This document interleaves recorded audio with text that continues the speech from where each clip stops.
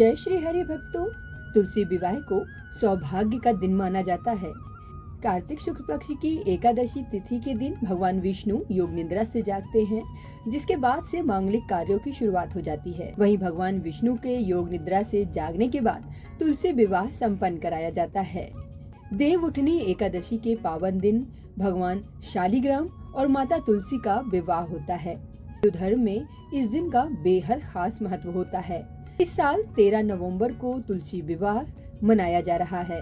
चलिए आपको बताते हैं कि आखिर ये तुलसी विवाह क्यों किया जाता है और सुनाते हैं तुलसी विवाह से जुड़ी एक पौराणिक कथा।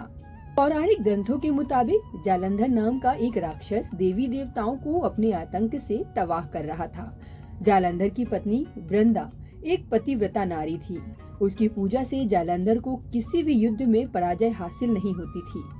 इसके अलावा वृंदा भगवान विष्णु की भी परम भक्त थी। ऐसे में भगवान विष्णु की कृपा के कारण भी उसे युद्ध में हमेशा विजय हासिल होती थी।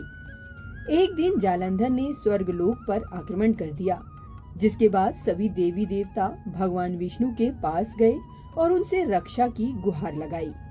भगवान विष्णु इस बात को जानते थे कि वृंदा की भक्ति भंग किए बिना जालंधर को परास्त करना मुमकिन नहीं है। ऐसे में उन्होंने जालंधर का रूप धारण किया और वृंदा के पास पहुंच गए, जिसके बाद वृंदा का पतिव्रता धर्म टूट गया, जिससे जालंधर की सारी शक्तियां खत्म हो गईं और जालंधर युद्ध में मारा गया। जब वृंदा को जालंधर की मृत्यु का समाचार मिला तो वो बेहद निराश हो गई। बाद में वृंदा को जब उसके साथ किए गए छल का पता चला तो व्रतधारी वृंदा ने क्रोधित होकर भगवान विष्णु को श्राप दे दिया। वृंदा का पतिव्रता व्रत भंग होने की वजह से उसने भगवान श्री हरि को श्राप दिया, जिस तरह से आपने छल से मुझे वियोग का कष्ट दिया है, उसी तरह आपकी पत्नी का भी छल से हरण होगा।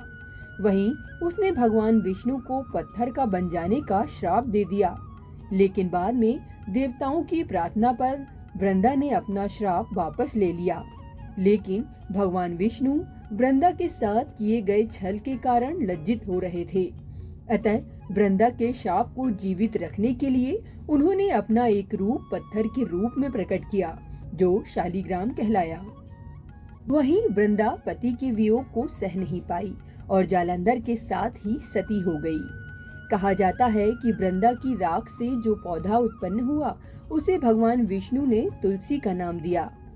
वृंदा की पवित्रता और मर्यादा को बनाए रखने के लिए देवताओं ने भगवान विष्णु के शालिग्राम रूप का विवाह तुलसी से कराया। यही वजह है कि प्रतिवर्ष कार्तिक शुक्ल एकादशी यानी देव प्रबोधनी एकादशी के दिन तुलसी का विवाह शालिग्राम के साथ कराया जाता है।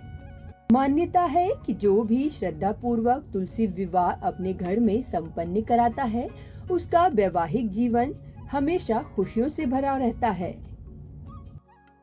जय श्री कृष्णा, राधे राधे।